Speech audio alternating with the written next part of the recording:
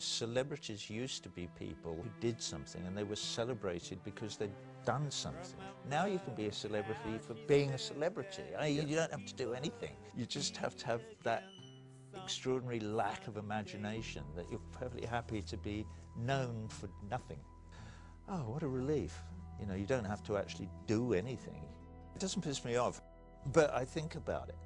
When I was a teenager growing up, my favourite read when I discovered it was Brave New World, Aldous Huxley. Reality TV has become our soma. You know, this is the opiate of the masses now. Are there any queers in the theatre tonight? Get them up against the wall. There is no us and them. We are them and they are us. We speak the languages than we do by accident of birth. Clearly you think differently if you were born in Tehran, or you may do, than if you were born in Oklahoma. We're all the same people. We all have on our side people who couldn't be happier than to be given a stick and told to go and hit somebody over their head with it. But we have just as many of people who have a propensity for that kind of behaviour as they do. There's no difference between us.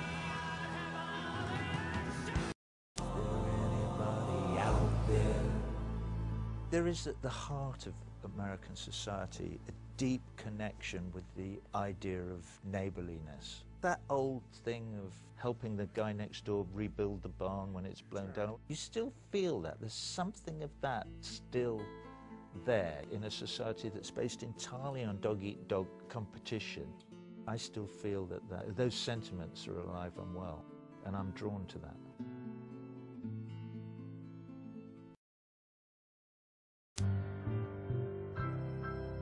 You should go skating on the thin ice of hot life.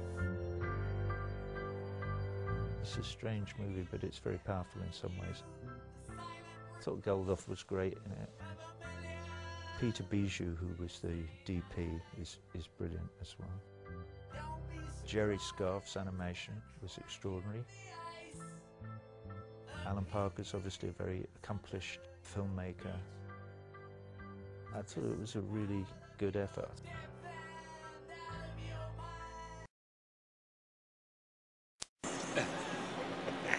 That's late. The cue was late, but that's fine. Stop.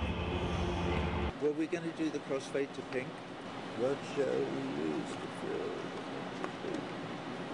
It's right where we used to talk. It's not kind of rosy enough. It looks sort of magenta. Can we have it a bit more red than that? Stop. Start earlier. Because that didn't happen. Tell him to go on spaces. Why is that magenta fucking lights? A bit more red. Each cue should be the snap. This is boom, boom, boom, boom. Okay, take a note. This is better. See, that's good. That went purple on that building.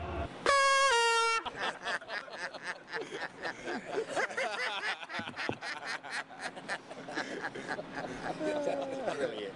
That was fucking well done. Yeah. Perhaps we'll take you along after all.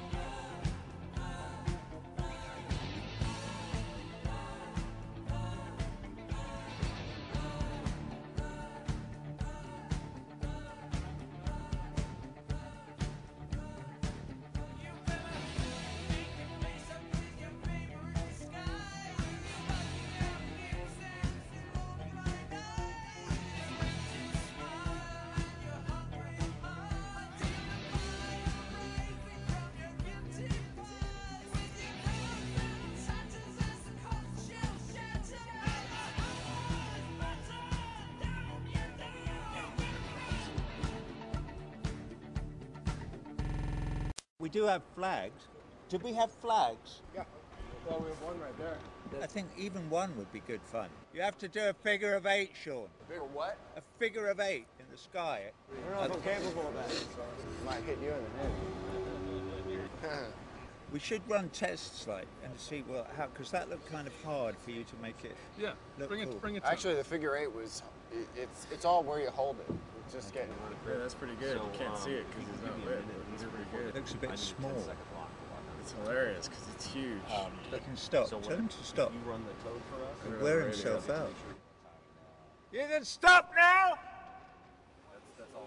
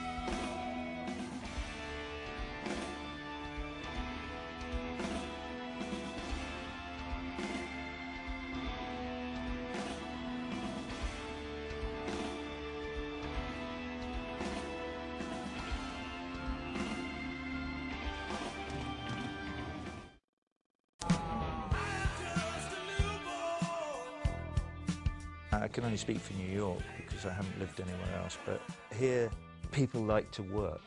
People are enthusiastic, they're excited about ideas and they want to do things. That's what really attracts me. The work ethic in this town is fantastic. If you have success in New York, they go, well done. Oh, you did that, good for you. And I love that.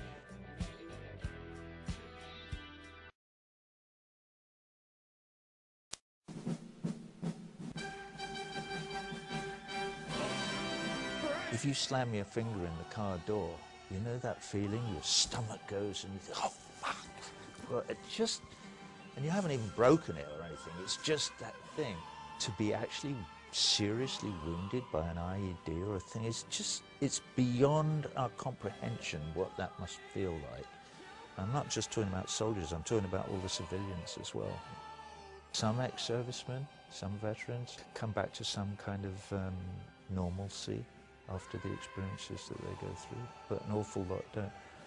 1 in 4 of homeless in the United States is a veteran. My Uncle Jimmy came back from the Second World War. You know, he survived when the other 6 or 7 guys in the 3-ton truck he was driving were all blown to bits. He worked, he sort of got by, but... My name's Ian MacDonald, and I'm controlling the puppets. Ian, make her rear up a bit higher, you know.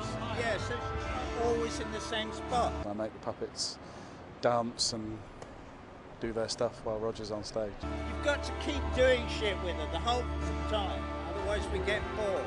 And they're about 9 meters or 30 feet high each, so they're big, inflatable puppets. If I was a puppeteer, I might suggest that you could have strings on her knees as well. So Yeah, because there's nothing on her knee. So then you can articulate the movement. You can have her doing all kinds of weird things. Roger's personality is there in all 3 puppets, definitely. So let's see the range of motion. Is that it? So Ian, Yeah, we understand each other. absolutely. It's a whole performance. Comes down as slowly as possible. She then turns as far as she'll go towards the audience. Yeah. She then goes as close to the audience as possible with her paws out Yeah. and fucks around like that. She Yeah. then comes up again. She then turns back on stage and we hit her with the big white light. Okay. Let's see it then. Coming into it now.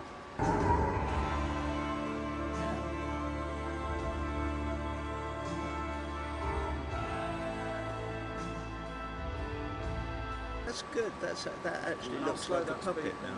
It's cool. I like it. We have a good rapport, so that's important. That's okay.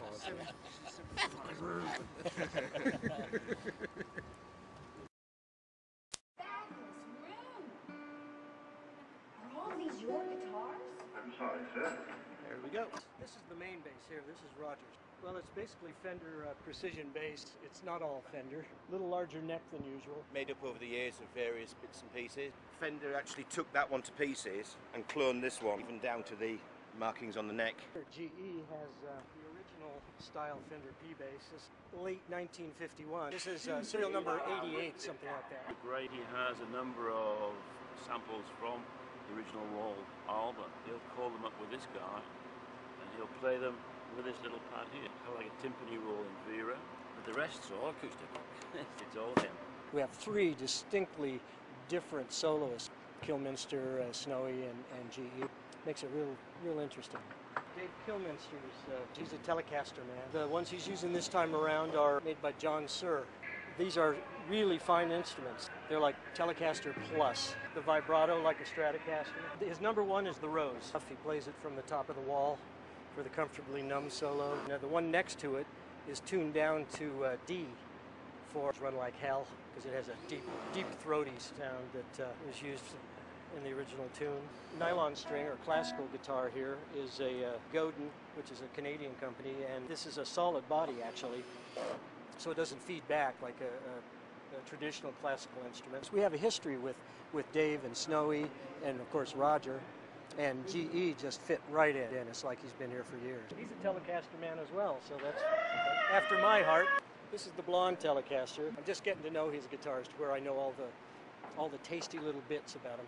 The only one we don't bring up until the last minute is Snowy's Les Paul, Snowy's Baby we call it. It's an original 59 gold top. At one point, early in Dark Side of the Moon, after years of babying this thing with road case within a trunk, within another road case, it got knocked over on stage and the headstock broke. We sent it off to a master luthier who fixed the thing and shipped it back. And I made special bumper guitar stands in case it goes over again. We don't bring it out until the very last minute. All the funny instruments. GE's 1912 Gibson mandolin, 1912. The banjo, of course the accordion, the ukulele, which Graham plays, was one that was custom made by Martin. The band gave it to Roger at the end, Dark Side of the Moon, as a gift, and it's all beautifully inlaid with his name down the fretboard. And this is one of Roger's acoustics. He plays two during the show, one in Mother and one in Blue Sky. And favourite acoustic guitar? It's a Martin special edition. This is what he plays on Mother. It's in a nice black lacquer, different machine heads, and it sounds lovely. Then we go down to the front stage. This is only the main stage. We actually have two. There's two Hammond organs, two sets of synthesizers, two drum kits. Man, I didn't think it through when I answered the phone and said yes.